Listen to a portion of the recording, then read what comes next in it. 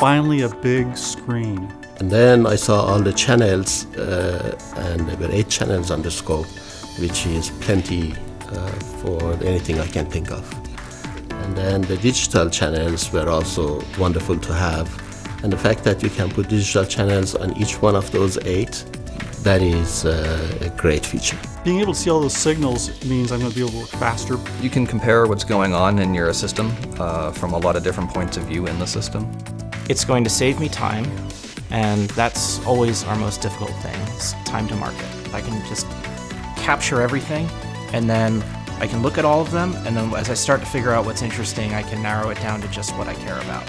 Well, to be able to see analog and digital at the same time is a big benefit, because oftentimes I'm looking for a certain event, which I can see in digital space very quickly, and then I can look over at the analog and see what was going on when that event happened in analog space, and say, oh, the signal is a runt, or the signal edge is too slow. When you need all that data, there is no other thing that you can do except gather it all. And that big screen helps to manage all the fact that you need all that data up there at the same time. The touch screen definitely makes it easier to use the scope.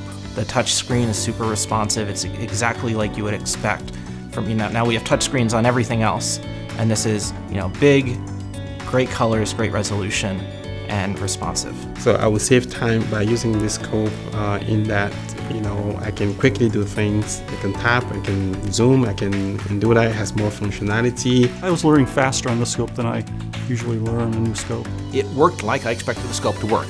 It's just about everything that I could think of that I would want in a scope.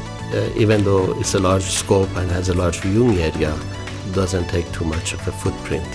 This thing could eliminate other instruments we'd have to buy. It's got arbitrary waveform generator in it. It's got logic analyzer, a lot of channels, a lot of resolution. I like the fact that it's beautiful to look at.